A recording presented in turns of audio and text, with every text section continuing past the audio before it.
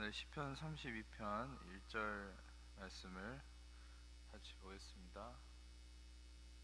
시편 32편 1절.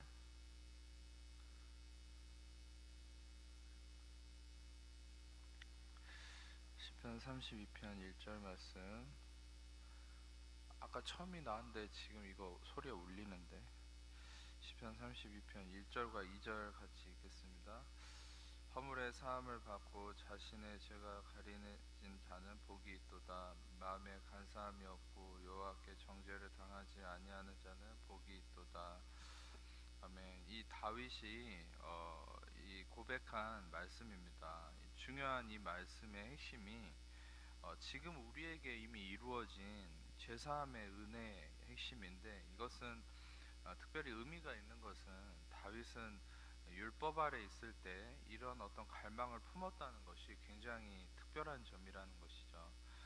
왜냐하면 율법 아래서는 죄가 가려진다는 것은 있을 수가 없는 일이고, 죄라는 건 즉각적으로 심판을 받아야 되고, 심지어 율법에서는 그 죄를 기억해서 하나님이 3, 4대까지 심판하고 저주하신다는 게 율법의 원칙입니다. 그래서 실은 오늘 오전에 나눴던 히브리서 8장에, 또 그게 원래는 에레미야 31장의 그 말씀, 우리의 불의를 하나님이 긍휼히 여기고 우리의 죄를 다시는 기억하지 않겠다라는 말씀이 왜 의미가 있냐면, 원래는 죄를 기억해서 3, 4대까지 저주하시는 게 하나님의 율법 아래서의 원칙이었거든요. 그것은 인간은 율법 앞에서는 자신의 행함의 열매를 먹는 것입니다.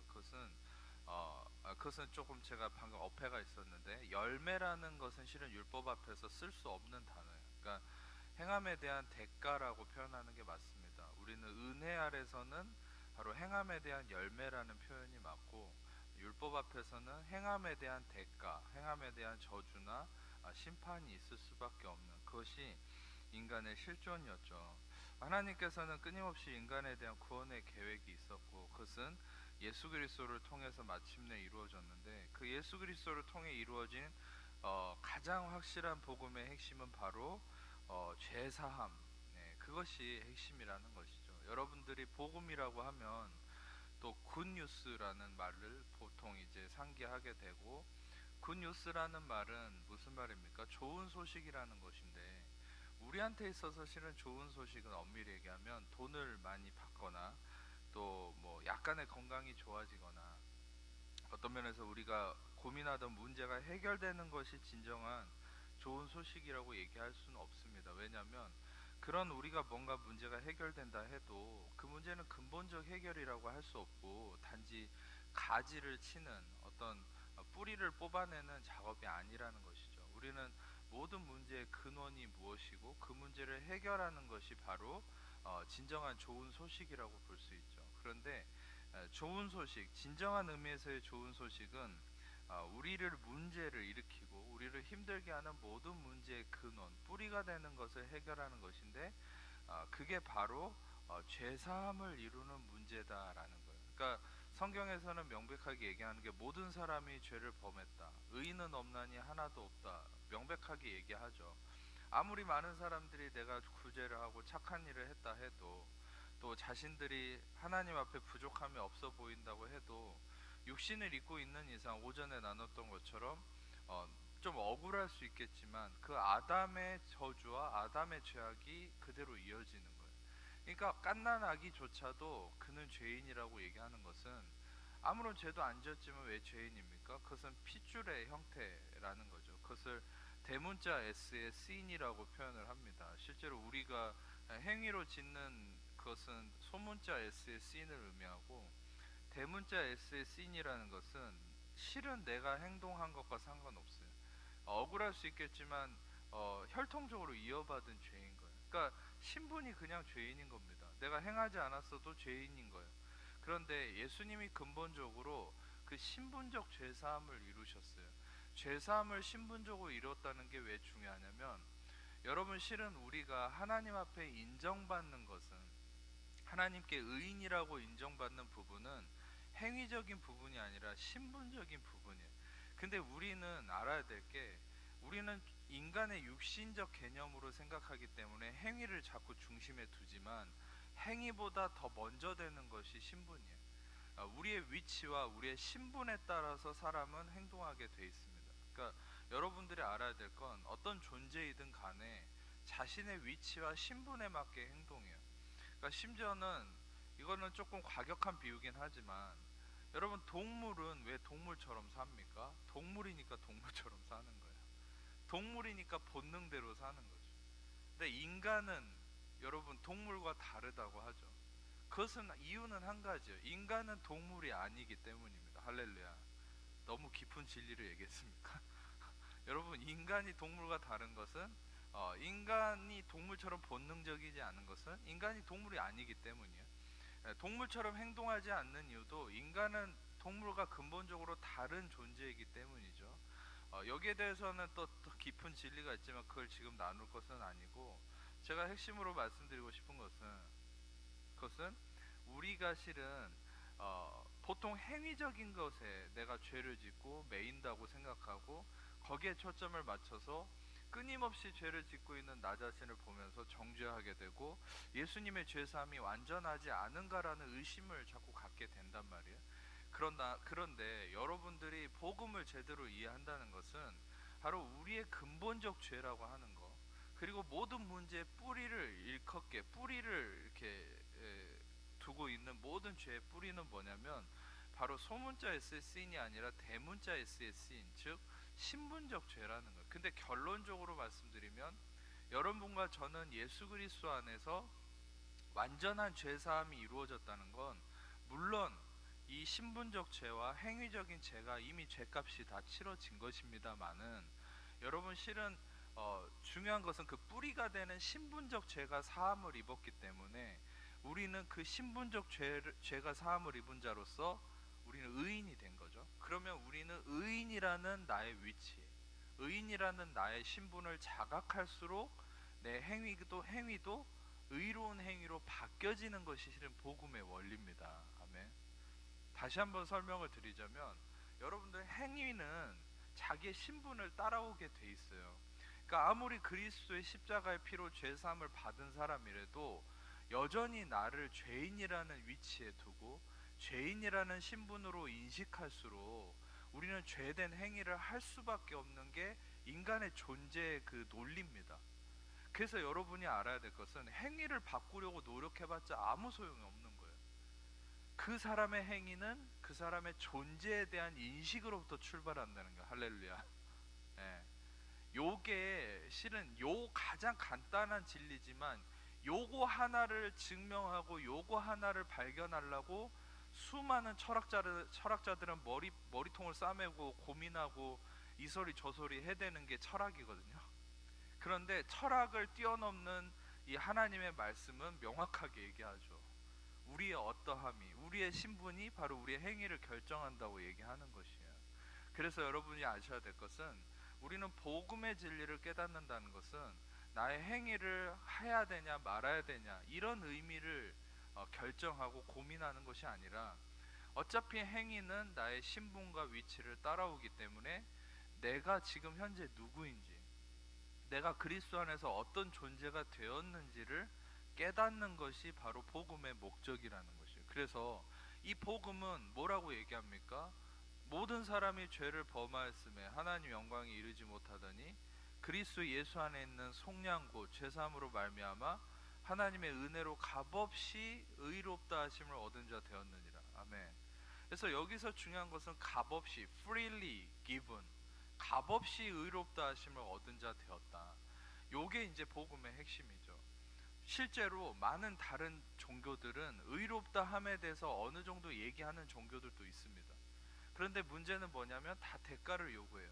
나의 어떤 고행이나 심지어 물질적인 거나 뭐 심하게는 옛날에 이방 종교 중에는 자신의 어떤 아이를 뭐 산채로 그 신에게 바치는 아주 이런 잔인한 행위를 하기도 하고, 그러니까 여러 가지 대가를 요구한단 말이에요.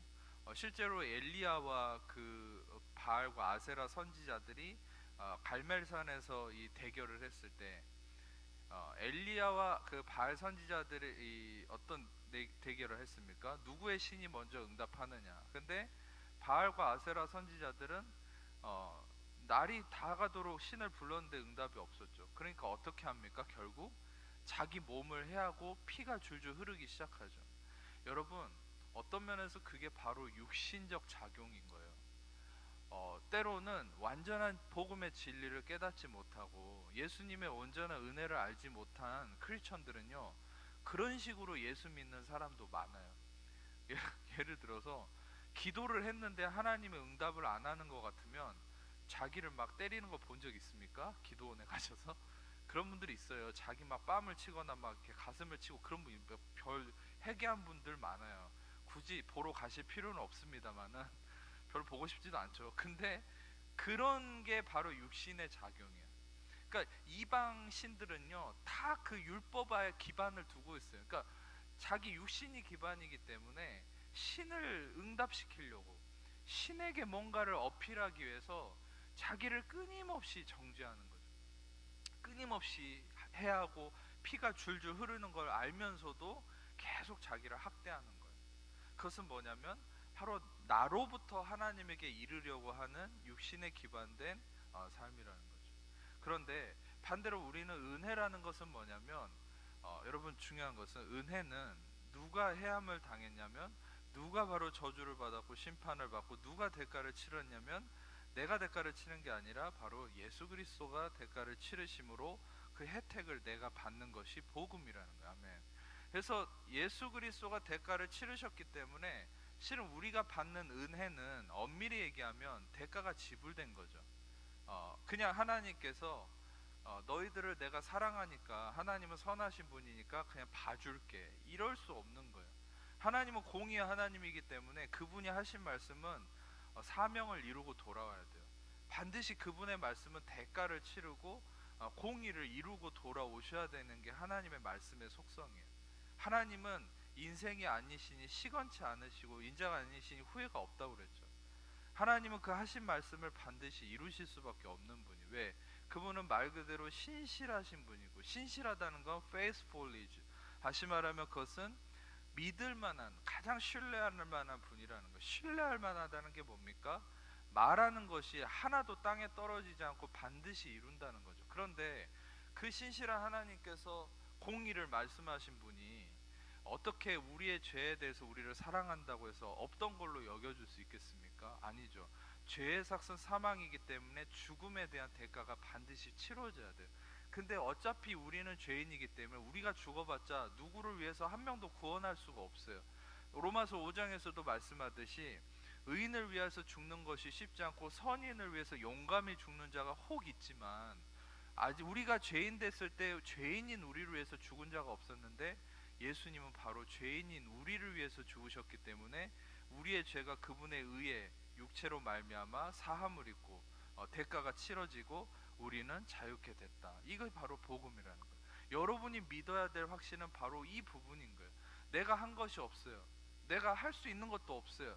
근데 예수님이 대가를 치르셨어요. 단순한 진리지만 이 진리가 여러분들의 생과 사를 구별하고 이 진리가 여러분의 뿌리가 됐을 때 모든 문제를 해결하는, 여러분의 염려, 근심, 불안, 초조, 두려움, 삶의 문제, 질병, 고통, 마귀의 얽매임과 두려움과 근심과 관계 깨어짐과 모든 우울함과 모든 상처를 해결하는 근본 뿌리는 뭡니까?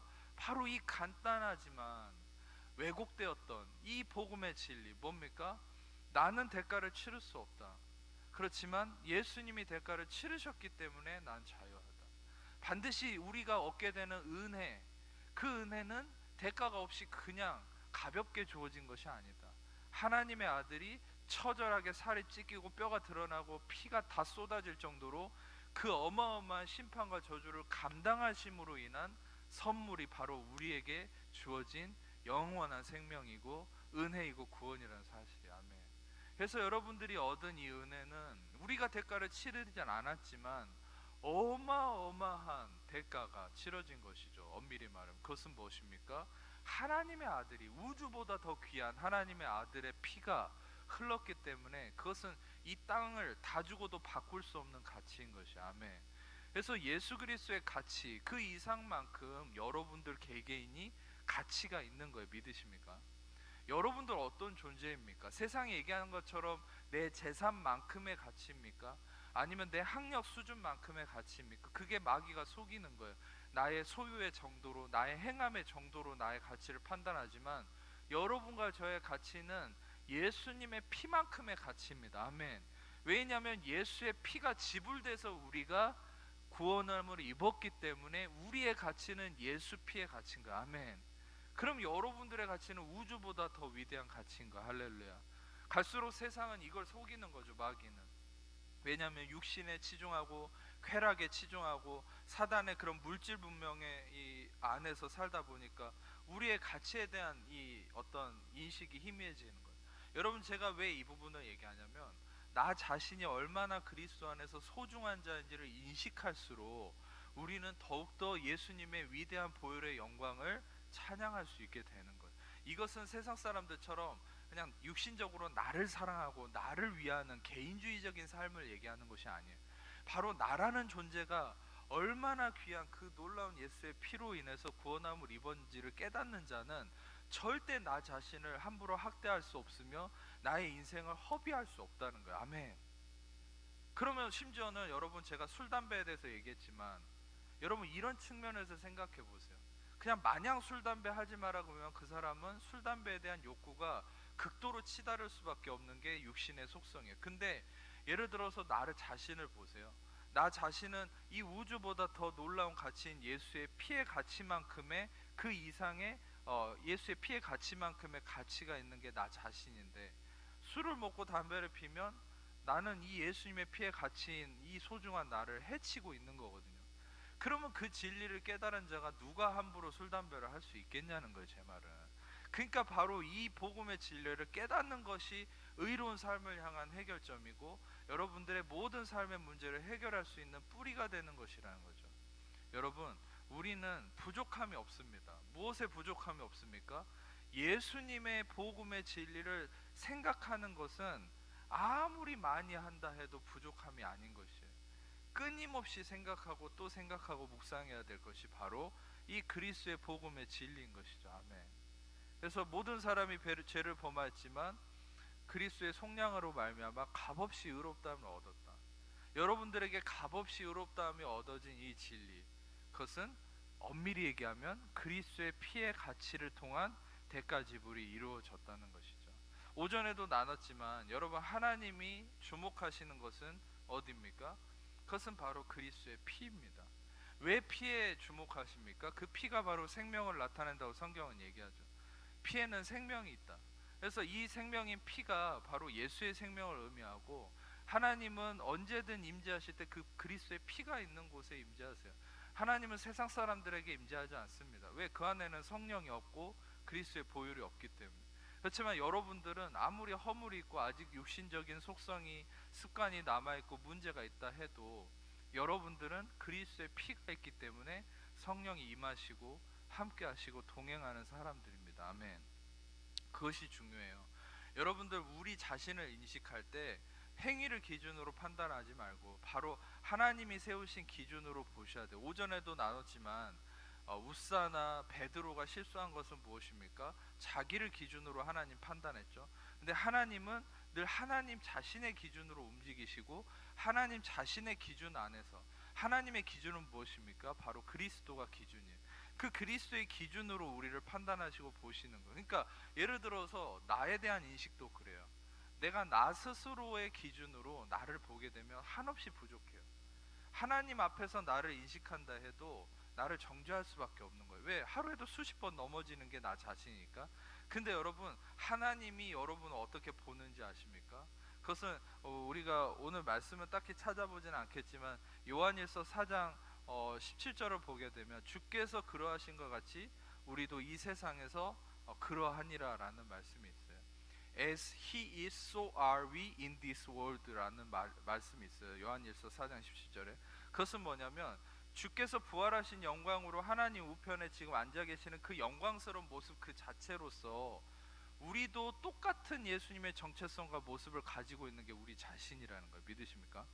여러분들이 아무리 죄와 허물에 지금 뒤덮여 있고 여전히 질병과 문제와 아픔이 있고 어려운 상황들이 있다 할지라도 여러분, 우리의 정확한 정체성을 성경은 뭐라 얘기하냐면 너는 이미 너의 옛사람은 십자가에서 그리스도와 함께 죽었기 때문에 너는 이미 그리스도와 함께 부활한 자다. 그리고 그리스도와 함께 부활할 때 너는 새로운 피조물로서 바로 그리스도의 정체성으로 부활했다는 거예요.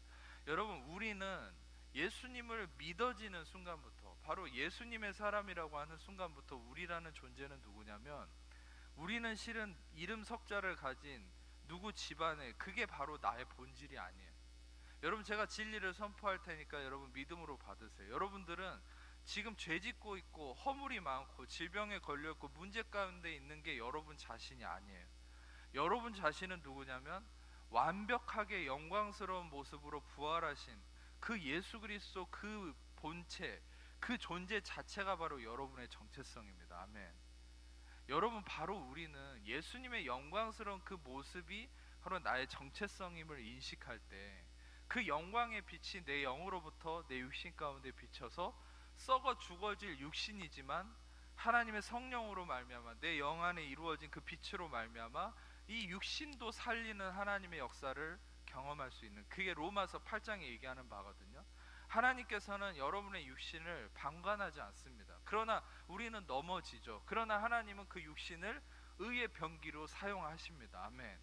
그것은 뭐냐면, 여러분 그 육신을 율법에 아직도 갇혀서 율법의 개념으로 판단하면 나의 육신은 의의 병기가 될 수 없죠. 그러나 여러분들이 이 복음의 진리 안에서 내가 누구인가, 진정으로 내 자신이 누구인가, 그리스도 안에서 나를 깨달아가면 깨달아갈수록 여러분들의 육신을 성령께서 다스리셔서 하나님의 은혜 도구로 사용하기 시작한다는 거예요.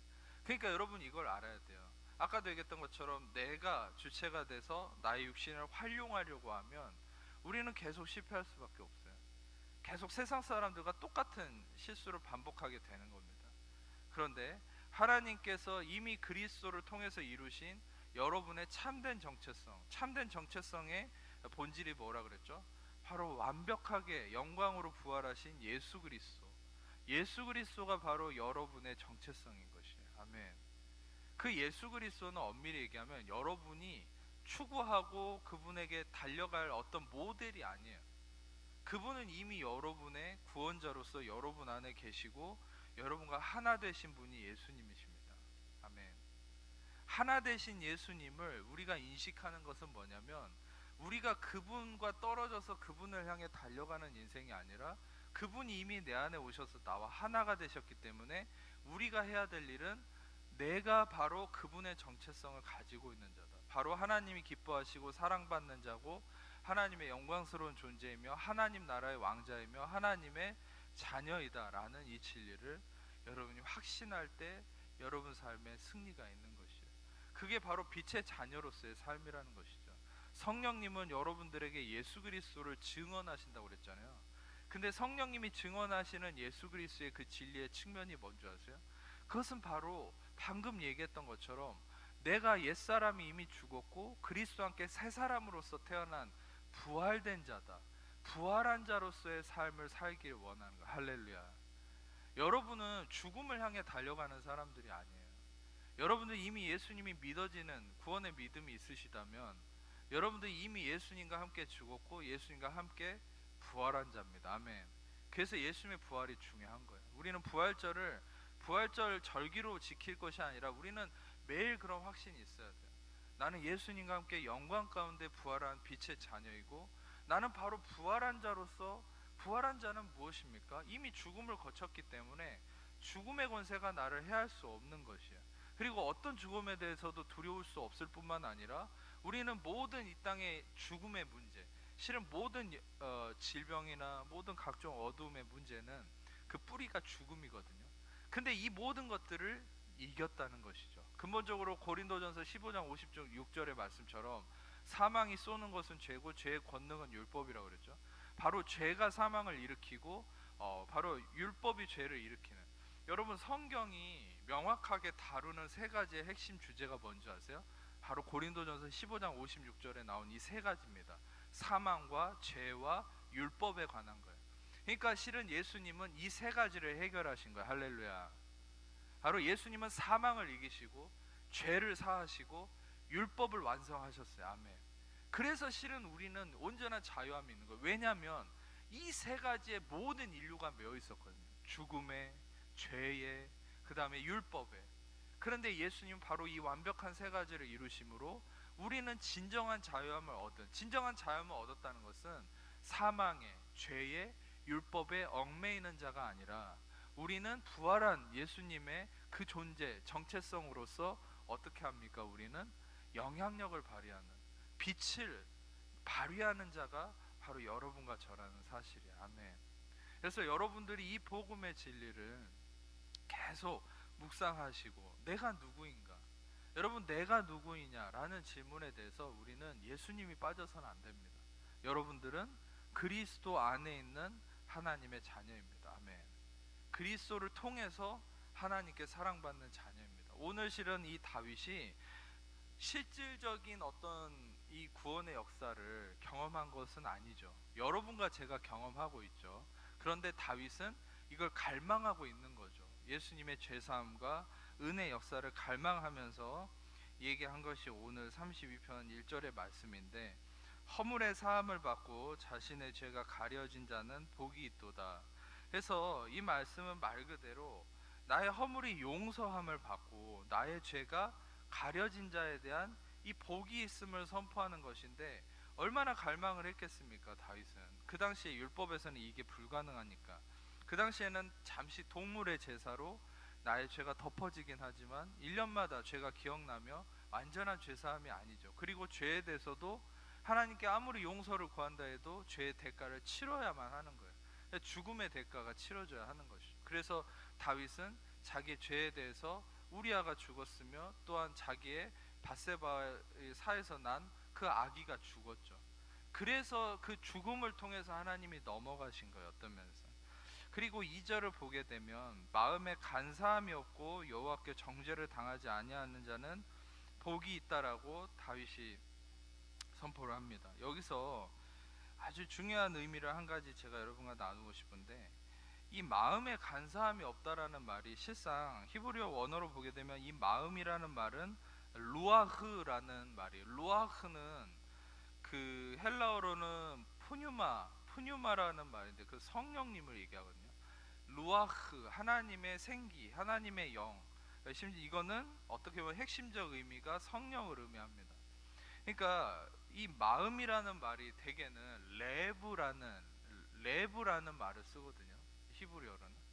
근데 여기서는 특이하게 루아흐가 쓰였어요.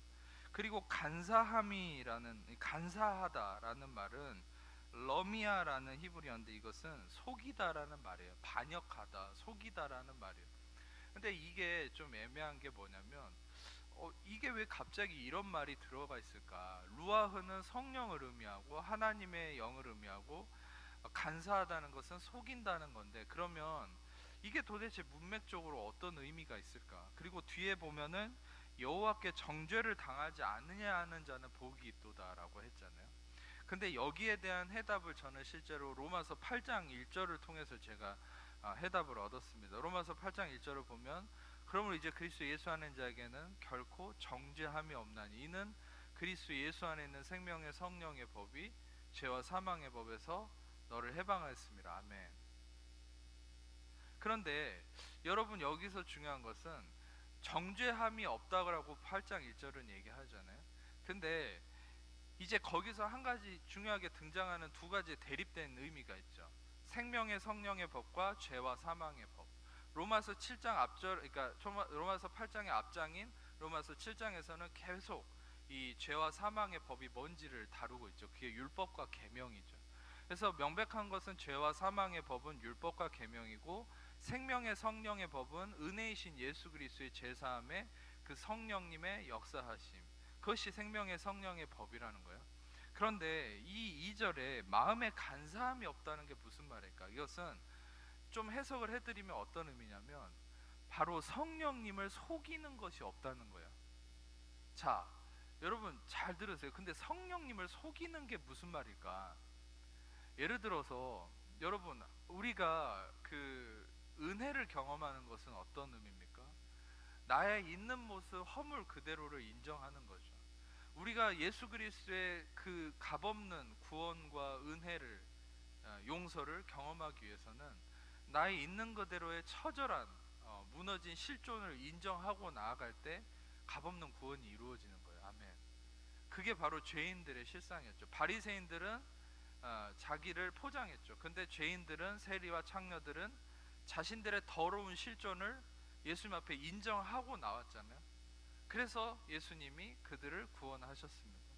자, 우리가 성령을 속인다는 게 뭐냐면 그 예수 그리스도이신 성령 앞에 나의 있는 모습 허물 그대로를 인정하고 나아가는 것이 진실함이라는 건데, 근데 율법 아래 있어 버리면 어떻게 됩니까? 바리새인과 서기관들처럼 자신의 경건성, 자신의 종교심, 자신의 행위로 성령님 앞에서 자신을 포장하고 속인다는 거예요.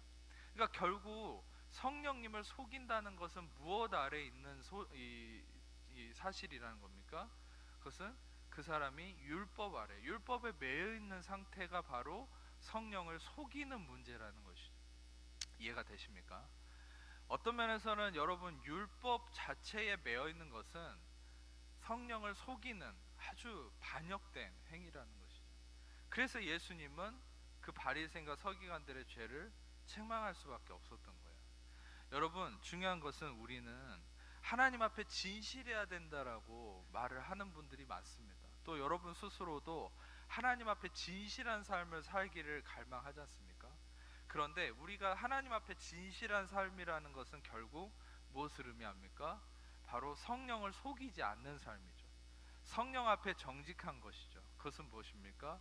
율법이 아닌 은혜 아래 사는 삶이 바로 진실한 삶이라는 거예요. 아멘. 은혜 아래 거하는 삶, 은혜 아래 거하는 삶이라는 것은 바로 우리가 있는 그대로의 우리의 허물과 실존을 인정하고 그리스도의 온전한 그 구원하심을 기대하는 것. 그래서 여러분, 이제 이 말씀 2절에 의미하는 이것은 바로 그런 의미로 다윗이 얘기를 하고 있다라는 것이죠. 그래서 예수 그리스도를 통하여서 간사함이 없고, 이것은 무엇입니까? 속임이 없다. 진실한 삶을 살게 된다. 그래서 하나님께서 여러분들을 이 모든 은혜를 통하여서 여러분들의 삶에 끊임없이 그리스도를 통한 은혜의 새 역사를, 새 창조를 이루기를 원하세요. 우리는 육신을 입고 있기 때문에 끊임없는 하나님의 새 창조가 필요합니다. 그것은 어떤 의미냐면, 여러분, 우리가 영으로는 새롭게 거듭이 났지만 우리 육신은 아직도 날마다 무너지고 실패하는 어려움이 있잖아요. 그런데 여러분들, 제가 저번에 수요일 날도 말씀드렸듯이 하나님은 구원으로부터 창조를 이루어 가세요. 근데 그 구원으로부터 이루어가는 창조의 역사 가운데 하나님은 그 창조를 그분이 행하시고 그분이 이루시거든요. 우리는 끊임없이 내가 자꾸 창조를 이루려 하죠. 그게 뭡니까? 내가 나의 성화를 이루려, 내가 진실해지고, 내가 새로워지고, 내가 죄를 안 짓고 이런 삶을 살려고 하지. 그게 바로 내가 창조하려는 삶이에요. 실은 어떤 면에서는. 여러분, 근데 엄밀히 얘기해 보세요. 엄밀히 생각해 보면은 내가 창조를 한다는 것도 말이 안 되죠. 해 아래 새 것이 없다 그랬는데. 여러분, 창조는 오직 하나님의 영역입니다. 믿으십니까? 창조는 오직 하나님만 하실 수 있어요. 근데 여러분, 우리의 마음에 진실함이나 거룩함이나 기쁨이나 어떤 행복이나 이런 것들을 내가 이룰 수 없어요. 실은 그리스도가 하나님의 능력 안에서 그리스도의 복음을 통해 우리가 하나님이 내 안에서 이루어 가시는 창조의 영역이 바로 성화의 삶이라는 걸 아셔야 돼요. 여러분, 그래서 제가 여러분들에게 매번 강조하고 말씀드리는 것은 우리가 하나님 앞에 안식하고 멈춰 있어야 된다는 거예요. 내가 육신으로 끊임없이 달려가면 달려갈수록 우리는 실패할 수밖에 없죠. 나의 창조는, 나의 어떤 손으로 인한 나의 행함은 모든 것을 망쳐버리기 때문이에요. 인간의 실존입니다. 그것이 바로 그리스도는 우리를 통해서 이 세상의 모든 것들을 새롭게 하고자 하는 하나님 뜻이는. 그러니까 여러분, 이 세상의 로마서 이 말씀을 보면 이 세상의 피조물조차도 갈망하는 게 뭐라고 얘기하는 거예요? 로마서에서 보면 하나님의 아들들이 나타나기를 갈망하고 있다고 그러죠. 그 말은 무슨 말이냐면 이 세상의 모든 피조물들이요, 하나님의 아들들, 즉 그리스도를 통해 죄사함 받은 의로워진 하나님의 자녀들이 일어나면 일어날수록 이 세상의 모든 것들이 회복되어지기 시작한다는 거죠. 바로 그리스도의 의에 붙들린 삶, 그리스도의 은혜에 붙들린 하나님의 자녀들이 일어나면 일어날수록 그 자신뿐만 아니라 그들을 통해서 새 창조의 역사가 나타나기 때문에 이 땅은 하나님의 아들들이 나타남으로 인한 회복이 하나님의 뜻이라는 것이죠. 하나님 그래서 지금도 하나님의 아들들, 하나님의 자녀들을 일으키는 것이 하나님의 목적이에요. 그리고 또한 그를 통해서 교회를 세우고자 하시는 것이 하나님의 목적이라는 것이죠. 자, 우리가 말씀을 이 말씀과 더불어서 로마서 4장을 한번 더 보겠습니다. 로마서 4장 7절과 8절 같이 읽겠습니다. 시작.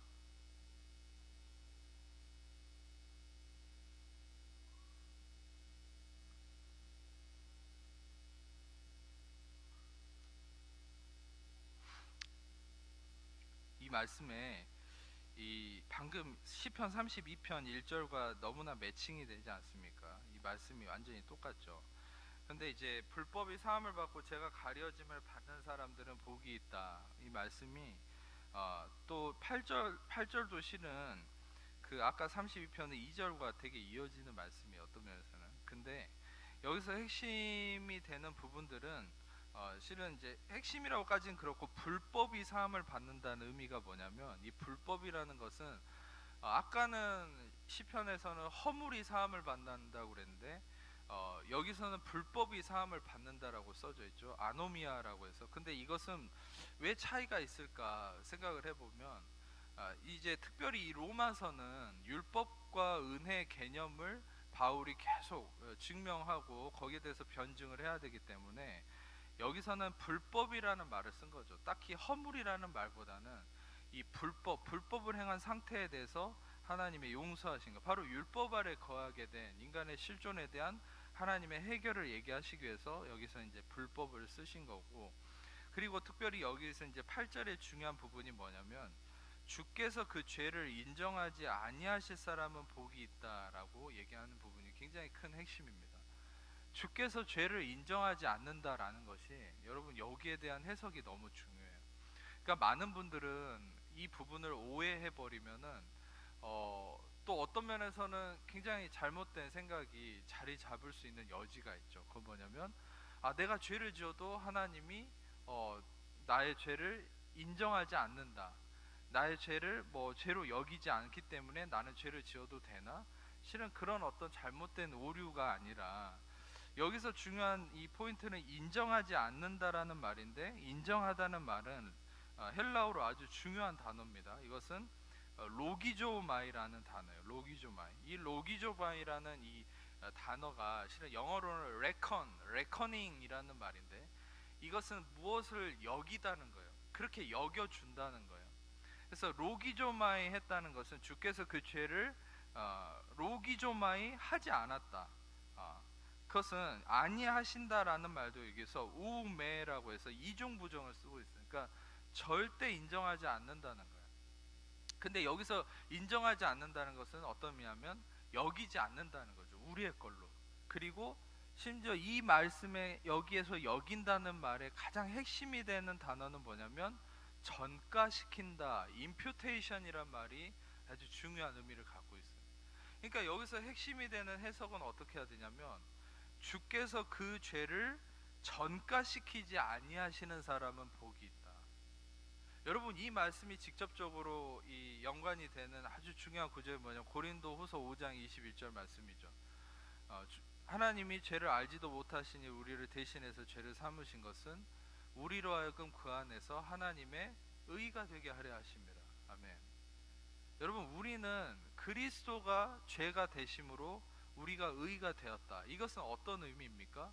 하나님께서 완전한 의이신 그 육신과 모든 것에 죄도 없으며 죄를 행하지도 않았고 죄를 알지도 못하신 이에게 하나님이 그 의로운 육체에다가 우리의 모든 죄를 임퓨테이션, 전가시키신 것이죠.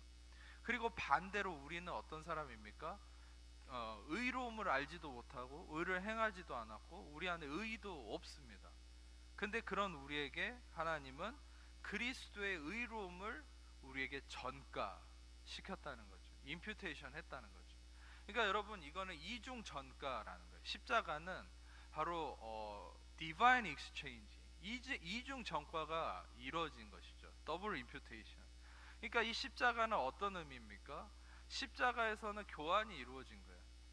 나의 죄가 예수님에게 옮겨지고 예수님의 의로움이 나에게 온 것이죠. 여러분, 바로 그 예수 그리스도가 있었기 때문에 우리는 모든 것에 사함을 이룰 수 있고, 그것은 바로 우리의 의로움이 그리스도를 통해서 왔다라는 것입니다. 고로 우리는 어떠한 의로움도 우리가 이루어낼 수 없다는 것이죠. 왜입니까? 우리가 의롭다라고 인정받는 것은 오직 십자가에서 받은 그리스도의 의로움이기 때문이에요. 아멘. 그래서 여러분과 저의 의롭다라는 개념은 우리가 경건 생활을 잘하고 뭔가를 잘해서 의로운 것이 아니에요. 바로 십자가에서 나 대신에 죄가 되시고 나의 죄를 가져가시고 그분의 의로움을 주신, 바로 예수님의 의로움이, 십자가에서 나에게 주신 예수님의 의로움이 나의 의인됨의 핵심이라는 거예요. 아멘. 여러분들의 의의 중심은 무엇이죠? 바로 예수님의 의로움이에요. 그러면 여러분, 우리가 의인이라고 하는 핵심은 나의 행위의 기준에 있지 않아요. 아멘. 여러분의 행위가 기준이 아니에요. 그리스도의 의로움이 기준이에요. 여러분, 우리는 그리스도 안에서 의인이라고 얘기하잖아요. 그것은 여러분이 거룩하기 때문에 의인이라는 게 아니에요. 여러분이 거룩하게 살았기 때문에, 죄를 덜 지었기 때문이 아니라 예수님이 십자가에서 한 번도 의를 행해보지도 않았고 의에 대해서 알지도 못한 우리에게 예수님이 의로움을 주셨기 때문에 우리가 의로워졌다는 거죠. 그 말은 뭐냐면, 다 잘 들어보세요. 그 말은 우리가 아무리 우리의 행실이 잘못됐다 해도 이 선물로 주신 의로움이 사라질 수 없다는 거예요. 이 원리를 여러분이 잘 생각해 보세요.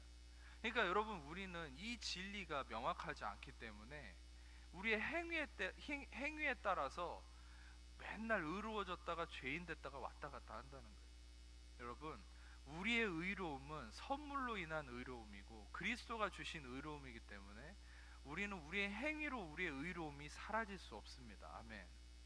그것은 다시 말하면 여러분, 애초에 반대로 생각해 보세요. 우리가 죄인 된 것도 우리가 죄를 지어서 죄인 된 게 아니에요. 이걸 잘 생각해 보셔야 돼요. 여러분이 태어날 때 죄인이라고 그러는데 그게 여러분 죄 지어서 그런 게 아니에요. 아담의 죄 때문이잖아요. 신분적 죄 때문이잖아요. 근데 우리가 의인이 된 것도 우리가 의를 행해서 된 게 아니에요. 예수님의 의로운 십자가의 행위 때문에, 대가 지불 때문에, 십자가의 온전한 로기조마이 된 나에게 의로 여기심을 나에게 전가하신 로기조마이 하신 것 때문에 내가 의로워졌다는 사실이에요. 아멘. 여러분, 이 진리를 여러분이 붙드셔야 돼요. 그래야 여러분들의 행위에 속지 않아요. 실상 우리는 내 행위에 속는 거예요. 맨날 우리의 삶은 그 행위에 속아서 우리는 성령을 속이고 있는 어떤 부분이 있을지 몰라요. 우리는 행위에 속지 말아야 돼요. 그 행위에 속지 않으려면 빛 대신 그리스도의 진리 안에 서 있어야 됩니다. 아멘. 빛 대신 그리스도의 진리는 뭐라 얘기합니까? 너의 의로움은 너에게서 난 것이 아니라 바로 그리스도에게서 났다라고 얘기하는 것이죠. 실상 오늘 말씀에 이 가장 중요한 핵심은 바로 이 부분입니다. 여러분들에게 하나님이 의를 전가하시고 의로움을 주신 핵심은 바로 우리에게 달려있지 않고 그리스도에게 있어요. 그 그리스도는 영원히, 어제와 오늘 또 내일 또 영원하십니다. 그분의 죄사함은 영원합니다. 그분의 십자가는 영원합니다. 근데 그것이 어제 다르고 오늘 다르고 내일 다를 거라는 것은 그건 복음이 아니죠. 여러분들이 복음에 자리 잡을수록 우리는 마음이 흔들리지 않고 견고한 반석 위에 있는 것과 같은 것이에요. 어떤 것도 내 행위의 불규칙함 때문에 내 마음이 평안히 깨질 일이 없어요. 왜냐? 우리의 뿌리는 어디에 있는 겁니까? 그리스도의 십자가의 의롭다 하심, 나를 의롭다라고 인정하시는 그 십자가의 은혜 아래 바로 내 뿌리를 둘 때 우리는 어떤 행동에, 어떤 나의 허물에도 흔들리지 않게 되는 것이에요. 여러분, 이것이 무엇인 줄 아십니까?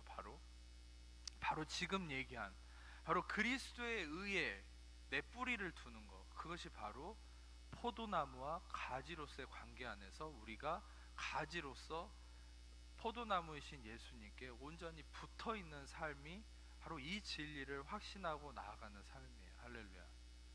여러분들에게 제가 포도나무와 가지의 비유를 알려드렸기 때문에 많이 궁금해하신 분들이 있어요. 내가 그러면 어떻게 포도나무에게 잘 붙어 있을 수 있을까? 또 한 가지 실수할 수 있는 여지는 뭐냐면, 그런 설교를 했더니 어떤 분들은 막 그러면은 또 그때부터 포도나무에 붙어 있으려고 애를 쓰면서 사는 분들이 있는 거예요. 그것은 또한 다시 실패하는 삶으로 돌아가는 거예요. 여러분, 포도나무에 붙어 있으려고 애를 쓰는 것이 가지의 역할이 아니라, 여러분, 가지가 포도나무에 붙어 있다는 것은 무엇입니까? 그것은 바로 지금 제가 얘기했던 이 의의 진리를 확신하는 거예요. 그것은 무엇입니까? 내가 한 번도 죄를 짓지 않았음에도 아담의 죄 때문에 죄인이 된 것처럼, 내가 한 번도 의를 행하지 않았어도 예수님의 의로운 십자가의 의 때문에 바로 나는 의인이 되었다. 고로 나는 나의 행위와 상관없이 나는 의인이다. 할렐루야. 그리고 이 진리가 여러분 안에 뿌리 박을수록 그것이 여러분 삶의 성령의 사랑과 희락과 화평과 오래참과 자비와 양선과 충성과 온유와 절제, 이런 9가지 성령의 열매가 맺고, 또 여러분 삶의 의의 열매가 바로 그것을 뿌리로 열매 맺는 거예요. 아멘. 여러분, 실상 우리는 내 행위 때문에 내가 죄인이 될까봐, 내 행위 때문에 그리스도와 멀어질까봐, 내가 잘못된 삶을 통해서 또 하나님과 관계가 멀어질까봐 염려할수록 더욱더 죄를 짓고, 더욱더 육신이 중심돼서 더욱더 마귀의 그 유혹에 쉽게 넘어가는, 모든 보호막이 깨져버린, 노출된 상태가 될 수밖에 없는 거예요. 여러분, 실상 오늘 여러분들에게 말씀드린 이 진리가 제일 어떻게 보면 복음의 중요한 핵심입니다. 다시 한번 강조하겠습니다. 잘 들어보세요. 여러분은 태어나서 죄를 한 번도 짓지 않은 상태에서 아담의 죄 때문에 죄인이라고 인정받았던 것처럼, 그것도 로기조마예요, 어떤 면에서.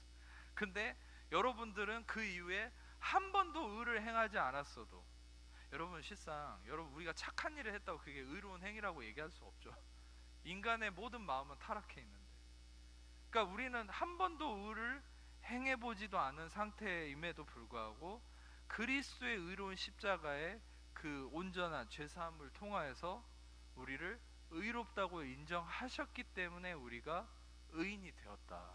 아멘. 여러분, 요거에 바로 뿌리를 내리는 삶이 여러분 열매 맺는 삶이 되는 거예요. 이게 바로 포도나무에 붙어있는 가지의 삶이 되는 거예요. 아멘. 그리스도의 의로만에 들어가세요. 여러분이 의를 생산해내려고 하지 마세요. 어차피 여러분들은 생산할 수 없어요. 그리스도의 의로움의 확신이, 그 의로움이 여러분을 통해서 열매 맺게 하실 겁니다. 아멘.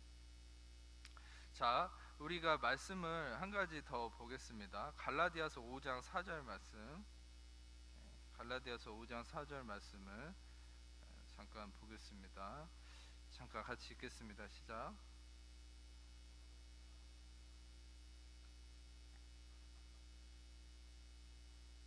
율법 안에서 의롭다함을 얻으려 하는 행위가 뭘까요?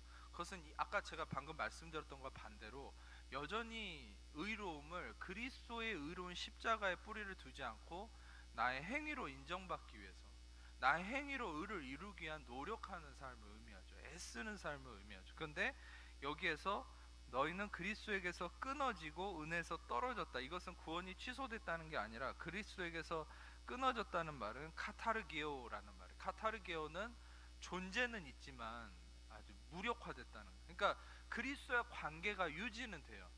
구원이 취소되진 않아요. 그런데 율법의 행위로 의롭다함을 얻으려 하면 그리스도의 그 은혜의 영향력이 내 삶에 들어오지 않는다는 거예요. 은혜의 열매가 맺질 않아요. 은혜의 역사하심, 안식이 사라지고 평안이 없고 마음에 늘 힘들 뿐이라는 거죠. 바로 그리스도의 능력이 상실된 삶을 살게 된다는 거예요. 그리고 은혜에서 떨어졌다라는 것은, 이것은 에크핍토라는 말입니다. 이것은 밖으로 떨어져 나간다, 밖으로 나가 떨어진다라는 얘기거든요.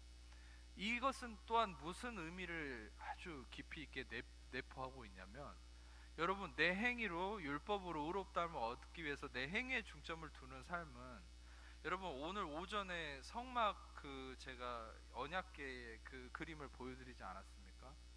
우리는 하나님께서 지금 현재 우리의 위치는 어디 있을까요?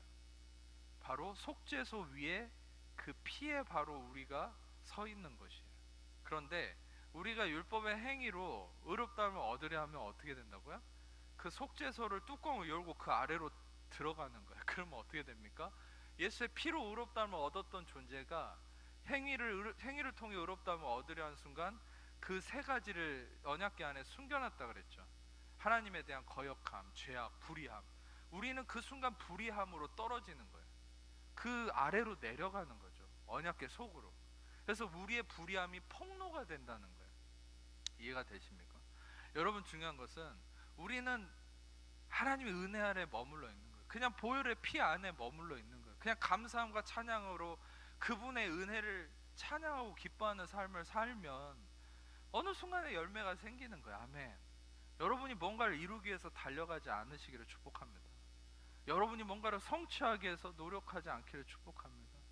여러분들은 이미 성취하신 그리스도 안에서 출발하는 사람들이에요.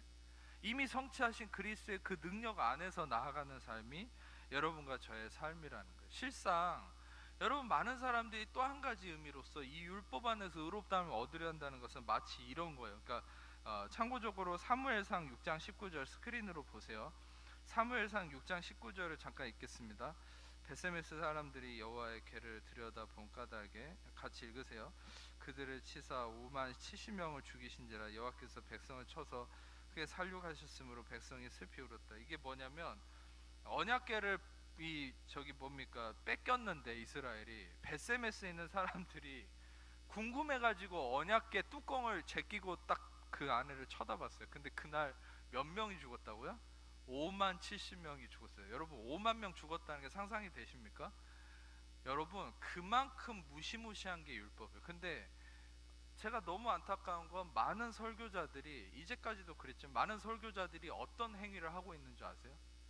그 언약궤 속죄소를 치워버리고 그 속죄소이신 예수 그리스도를 치워버리고 그 안에 율법을 끄집어내서 성도들한테 보여주는 거예요. 그러니까 어떻게 해요? 성도들은 다 죽어버려요. 그러면 여러분 우리는 예수 그리스도를 들어야만 살 수 있습니다. 아멘.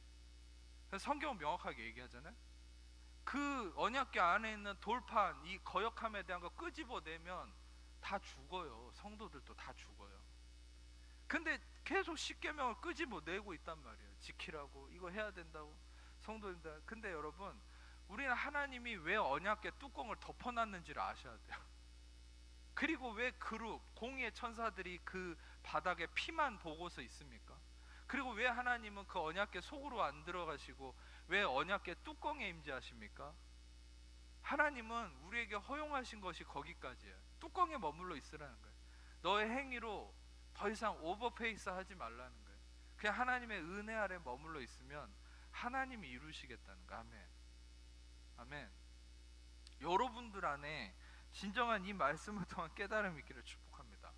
그것은 여러분들이 더 이상 행위 아무것도 하지 말라는 게 아니에요. 제가 아까도 어떤 신우 형제에게 제가 아까 차로 가면서 설명을 해준 게 있는데 은혜 복음이라는 것은 자 이것만 나누고 마치겠습니다. 많은 사람들이 실상 은혜 복음을 많이 오해합니다. 저는 엄밀히 얘기하면 이 Gospel of Grace, The Word of Grace는 명백하게 성경에서 근간을 두는 말씀은 사도행전 20장의 그 말씀이죠. 나의 달려갈 길과 주 예수께 받은 사명, 그 은혜의 복음을 증거하면 나의 생명을 조금 더 귀한 것으로 여기지 않겠다. The Gospel of Grace, 이 바울이 자기 사명을 선포했던 그 은혜 복음이고, 그것은 또한 사도행전 20장에 동일하게 언급하듯이 은혜의 말씀, 내가 지금 여러분을 주함이 그 은혜의 말씀에 부탁하는 이 말씀이 여러분을 능히 든든히 세우사 거룩하게 하심을 입은 모든 자 가운데 기업이 있게 하시리라. 여러분 이 은혜의 말씀과 은혜의 복음을 바울은 평생의 사명으로 전했던 사람이고, 이 은혜의 복음이 무엇입니까?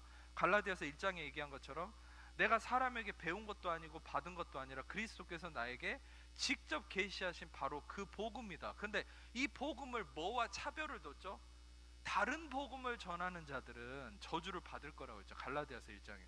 근데 다른 복음에 대해서 얘기를 언급을 하잖아요. 바울은 자신이 전하는 복음이 있고 다른 복음을 전하는 자들은 저주를 받을 거라 했는데, 여러분 잘 들어보세요.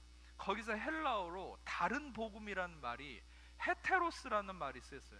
헤테로스라는 말은 뭐냐면 종류도 다르고 아예 모양도 다르고 완전 질이 다른 거예요. 알로스라는 말은 뭐냐면 같은 종류인데 다른 모양을 의미합니다. 근데 헤테로스란 말은 이 다른 종류인데 완전 모양도 달라요. 그러니까 다른 복음은 없다, 다른 복음은 내가 전한 복음이 아니다 라고 얘기했을 때 그 다른 복음을 뭐라 했냐면 헤테로스라고 했어요. 헤테로스 유앙겔리온. 다시 말하면 여러분, 바울은 오직 자신이 전한 은혜 복음만이 바로 진정한 복음이라고 얘기하는 거예요. 은혜 복음에서 벗어난 모든 복음은 완전히 변질된 거라는 거예요. 근데 이 은혜 복음이 도대체 뭘 얘기하냐는 거예요.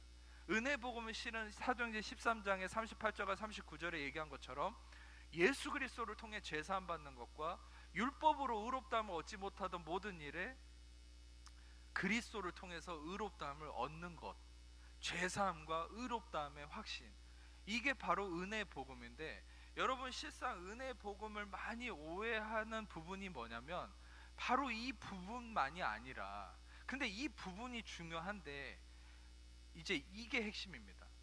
바로 그 주체가 누구냐는 거예요. 그러니까 여전히 복음을 얘기하면서도 많은 사람들은 나에게서 벗어나지를 못해요. 그러니까 제가 예전에 신학적으로 교회사를 살펴보면 초대교회 시대에도 은혜를 중심으로 삼았던 사람들이 많았어요. 심지어 심한 어떤 한 유파는 마카리오스파라는 데인데, 이런 데는 구약 성경을 아예 부인하고 신약 성경만 인정하는 그런 이단도 있었어요. 그리고 지금도요, 여러분, 은혜주의자들이 있어요. 과격한 은혜주의자들. 근데 저는 잘못됐다고 생각해요. 왜? 그런 은혜주의자들 중에 어떤 사람이 있는 줄 아세요? 그런 사람들 중에 심지어는 심판을 아예 없다라고 얘기해버린 사람도 있고, 그런 사람들 중에 어떤 사람들은 뭐라 얘기하냐면 아예 우리는 그리스도를 통하여서 이 죄사함 받고 천국에 가긴 하지만 지옥은 없다, 하나님 선하신 하나님이 지옥을 만들 리가 없다, 이런 식으로 얘기하는 과격한 잘못된 은혜주의자들도 있어요. 여러분, 제가 명백하게 말씀드리는 건 우리는 심판이 있어요. 그런데 그 심판이 우리에게 임하지 않을 뿐입니다. 그 심판을 그리스도가 대신 감당하셨어요. 아멘. 심판이 없이는 구원이 없어요. 할렐루야. 근데 그 심판을 그리스도가 감당한 거예요, 십자가에서. 아멘. 그리고 또 한 가지는, 여러분, 반드시 천국과 지옥은 있습니다.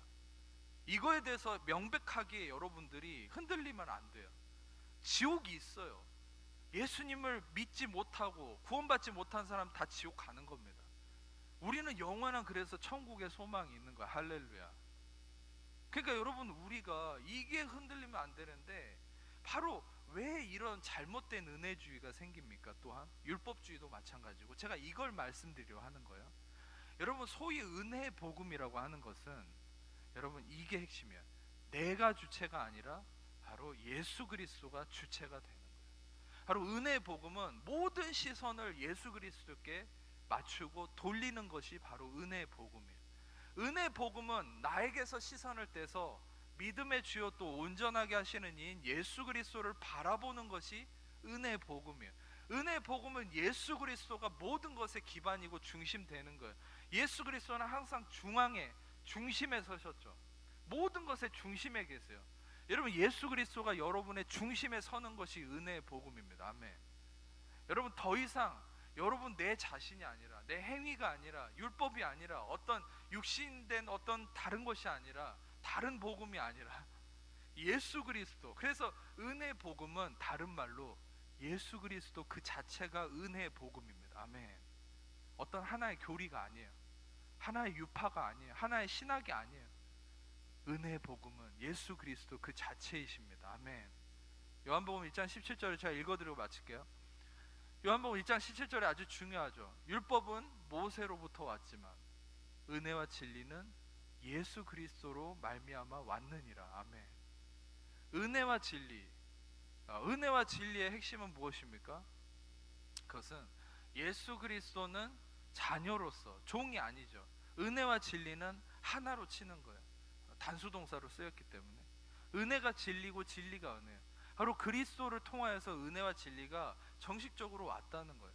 여러분들은 그 은혜와 진리를 통해서 구원함을 입은 자고, 여러분 그 은혜와 진리신 예수 그리스도가 여러분의 중심이 되시고, 내가 그리스도와 함께 십자가에 못 박혀 죽어서 이제는 내가 산 것 아니라 오직 내 안에 그리스도께서 사신 거예요. 이제 내가 육체 가운데 사는 것은 나를 사랑하사 나를 위하여 자기 몸을 버리신 하나님의 아들을 그 믿는 믿음 안에 사는 것이다. 그리스도가 중심된 삶을 사는 것이다. 그것이 바로 복음이고, 복음이 바로 은혜 복음이지 율법적 복음이라는 말은 없어요, 이 세상에. 아멘. 모든 복음은 은혜 복음이라는 것 뿐입니다. 아멘. 여러분, 바로 여러분들의 모든 핵심은 예수 그리스도가 되어야 됩니다. 예수 그리스도가 중심이 되는 것이 생명입니다. 예수 그리스도가 중심이 되도록 이 은혜 복음의 말씀을 들으시고 또 들으시고 그리스도를 바라보십시오. 그거밖에 할 일 없어요. 힘드십니까? 지쳐 있습니까? 불가능하다고 느낍니까? 그러면 가만히 앉으세요.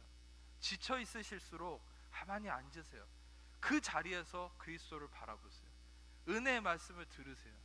다시 하나님의 새 힘을 얻어서 독수리가 날개치며 올라감 같은 하나님의 놀라운 일으키심의 역사가 있을 것입니다. 아멘. 여러분 삶에 이 놀라운 복음의 역사가 날마다 넘쳐나시기를 축복합니다. 네, 기도하겠습니다. 하나님 감사합니다. 귀한 말씀을 통하여서 은혜의 말씀을 깨우치시고 또 은혜의 말씀으로 이 시간에 또 우리가 한 번도 의를 행하지 않았음에도 예수 그리스도의 의의 십자가를 통하여서 의인이 되었음으로 말미암아 우리는 어떤 상황에서도 의인으로서 바로 그리스도가 중심된 자로서 우리는 생명 안에 있는 자임을 알게 하시니 감사합니다. 우리를 의롭게 하시기 위해서 모든 죄를 받아들이고 우리를 영원한 의에 이르게 하신 예수님만을 찬양합니다. 모든 영광을 예수님께만 올려드립니다. 오직 예수님 홀로 영광 받으시고 찬양받아 주옵소서. 모든 영광을 주님께 올려드리며 우리를 사랑하시는 예수님 이름으로 기도합니다. 아멘.